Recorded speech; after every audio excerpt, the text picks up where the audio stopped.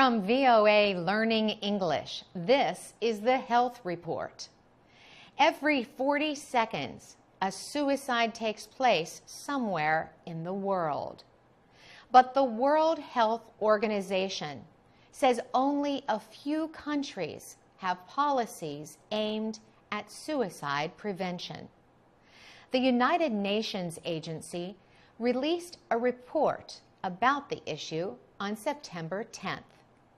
The WHO report says suicide is a major international health problem. And the experts say about 75% of suicides happen in low and middle income countries. The WHO says the highest rates of suicide are found in Central and Eastern Europe and in some Asian countries. It says suicide rates in Africa appear to be lower. The WHO report also says suicide rates are highest in people over the age of 70. So, what leads people to kill themselves? The International Association for Suicide Prevention says studies have shown that being alone a lot can increase the risk of suicide. They say that having strong connections to others can help protect against suicide. The IASP says simply reaching out to people who have become disconnected from others may be a life-saving act. The WHO Director of Mental Health and Substance Abuse says there is much more that communities can do to provide support. Shakar Saxena says suicide is the final decision for people who are feeling alone, depressed, and hopeless. Often, these people reach out for help. Mr. Saxena explains how people can do more to provide support for people who find themselves at the lowest point in life. The World Health Organization is calling for nations to cancel laws that make suicide a crime. It says people who try to kill themselves need mental health treatment, not prison. For VOA Learning English, I'm Carolyn Presutti.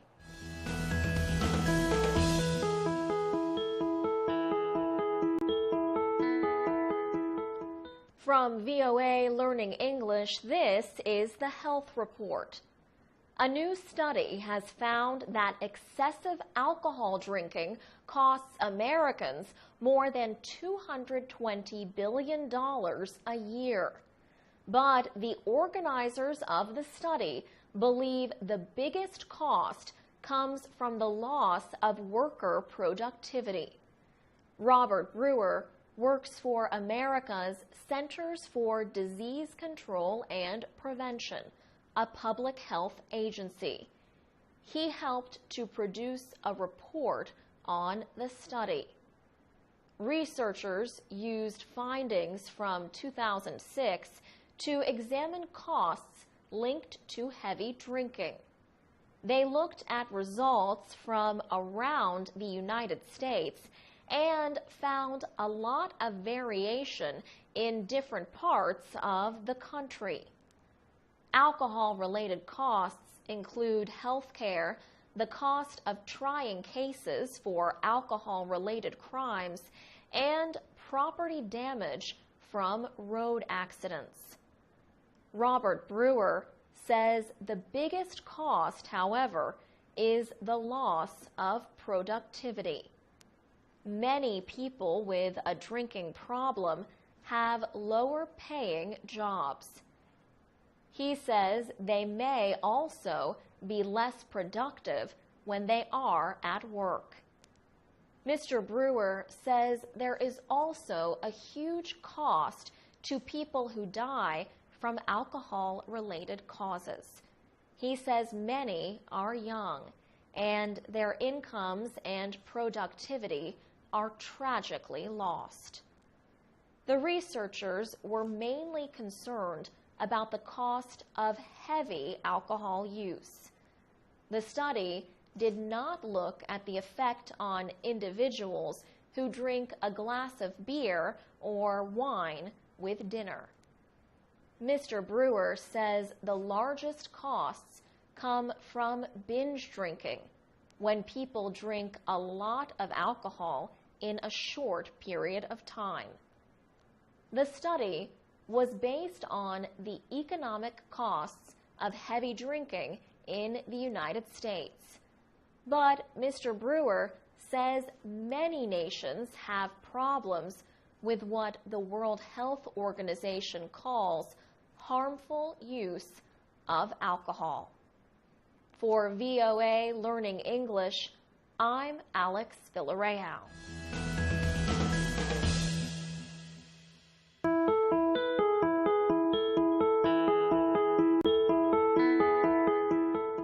From VOA Learning English, this is the Health Report. The heart is our life force. It pumps blood, which carries oxygen to every organ in the body. As the blood flows through the blood vessels, it puts pressure on the vessel walls. That pressure is often measured when you go to see a doctor or other health care worker. Blood pressure readings are often taken with a cuff tightened around the upper arm. Blood pressure is measured using two numbers. The first, or upper number, is called the systolic pressure. The lower number is the diastolic pressure. The upper number shows the pressure inside the blood vessels when the heart is pumping. The lower number shows the pressure when the heart rests between beats. Both numbers are important. Stephen Havas is with the University of Maryland School of Medicine. He says any level above 115 for the systolic pressure or 75 for the diastolic pressure doubles the risk of problems. High blood pressure, known as hypertension, is a major cause of heart disease, stroke, and death. The World Health Organization recently urged the medical community to strengthen efforts to prevent and control high blood pressure. WHO officials say 1/3 of people over the age of 25 have hypertension, yet many do not know they have it. Often, it can be difficult to identify an exact cause for a person's hypertension. With age, the blood vessels can harden and affect the flow of blood. Genetics and family history have an influence too, but being overweight, smoking, or eating foods that contain a lot of salt can also cause blood pressure to rise. For VOA Learning English, I'm Alex Villarreal.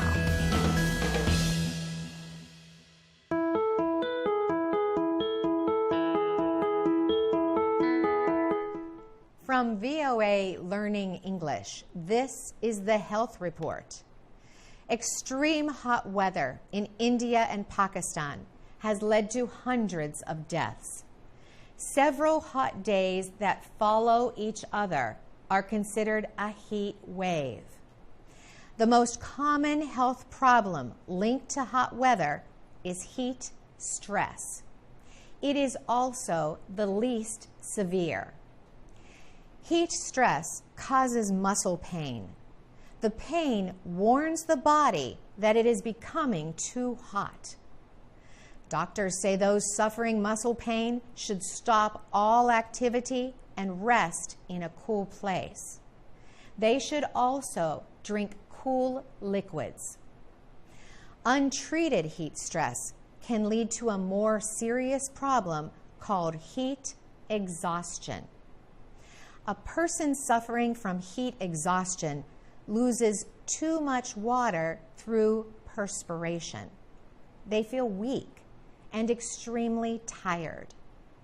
Heat exhaustion may also produce a fast heartbeat, breathing problems, and head, chest, or stomach pains.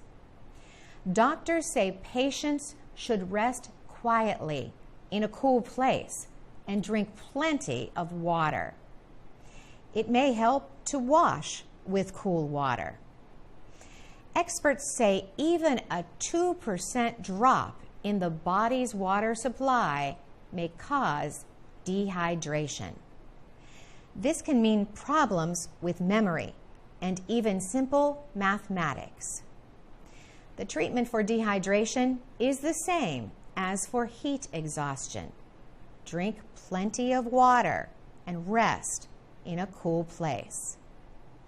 To avoid dehydration, people should drink about 2 liters of water a day.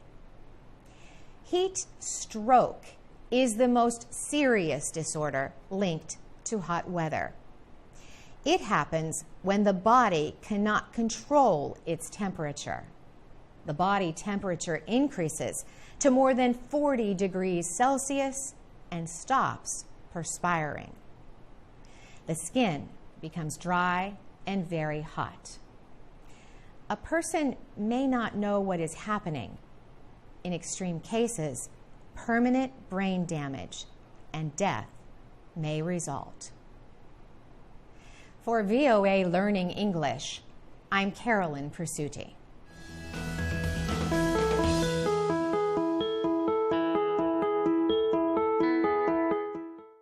From VOA Learning English, this is the Health Report.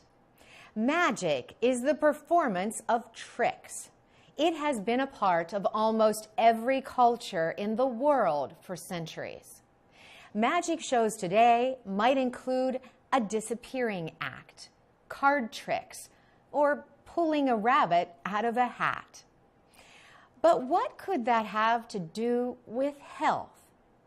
One American magician goes beyond just entertaining crowds. Kevin Spencer also makes magic to improve the lives of people with disabilities. Mr. Spencer has been a magician for more than 30 years. He said he saw his first magic show at 5 years old. He said he told his mother then that he wanted to be a magician when he grew up. But early in his career, a bad car accident changed the focus of his work. Mr. Spencer was in a car crash that injured his brain and his spinal cord. He was in therapy for almost a year to regain skills. His accident made him think about using magic tricks as a tool for healing. He said the movements required to perform a magic trick are similar to exercises used in traditional therapy. So Mr. Spencer now leads workshops all over the world. He teaches magic tricks to children and adults with disabilities of different levels. The magician says it helps improve physical movement, thinking, understanding, and social skills. Liam Shannon is an example of the power of magic therapy. The 10-year-old boy has the brain disorder autism. People with severe autism often have trouble understanding complex emotions. Liam says that after he learned a few simple tricks, he felt many different emotions. Kevin Spencer says seeing kids like Liam come alive during a workshop is better than all the cheering in the world. For VOA Learning English, I'm Carolyn Presutti.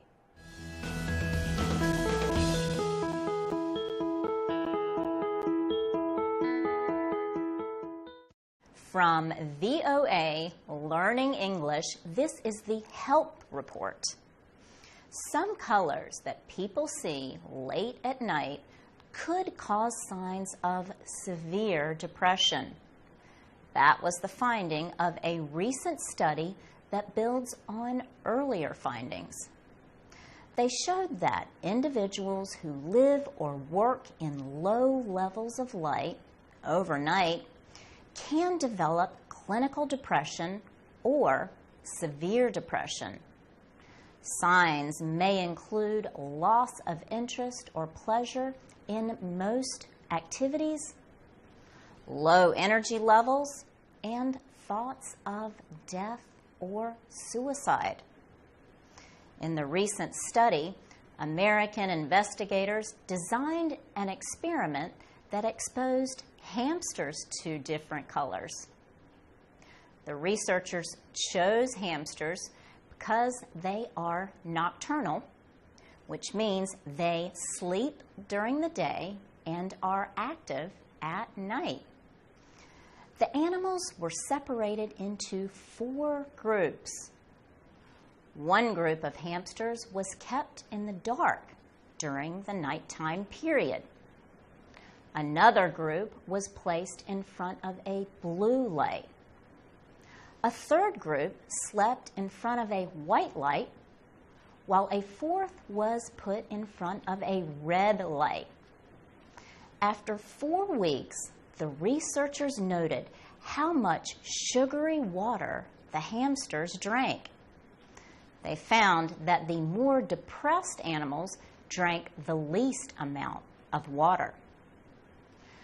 Randy Nelson heads the Department of Neuroscience at Ohio State University. He says animals that slept in blue and white light appeared to be the most depressed. Randy Nelson notes that photosensitive cells in the retina have little to do with eyesight. He says these cells send signals to the area of the brain that controls what has been called the natural sleep-wake cycle. He says there is a lot of blue in white light. This explains why the blue light and white light hamsters appeared to be more depressed than those seeing red. For VOA Learning English, I'm Laurel Bowman.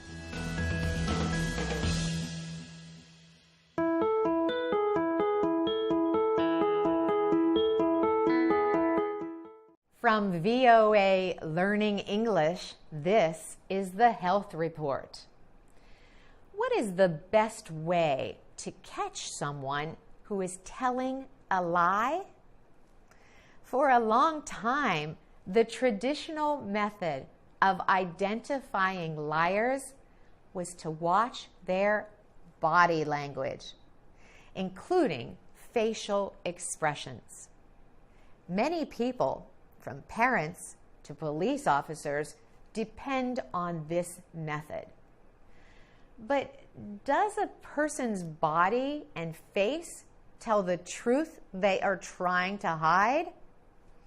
A recent study says no. Talking, it seems, is the best way to catch a liar, said researchers in the United Kingdom. They carried out their investigation at one place where lying can get you into big trouble, an airport.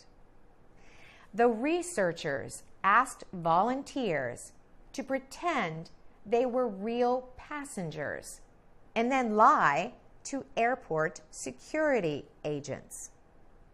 Some of the agents used spoken conversation-based methods to question these false passengers. Others depended instead on the person's body language, like lack of eye contact and showing signs of nervousness. The agents talking with the passengers were 20 times more likely to catch the liars. The study found that these conversation-based methods can help you recognize when a person is lying to you. This method is called controlled cognitive engagement, or CCE for short. Here are 4 ways of catching a liar using the CCE method. Use open-ended questions. Look for small details that do not make sense.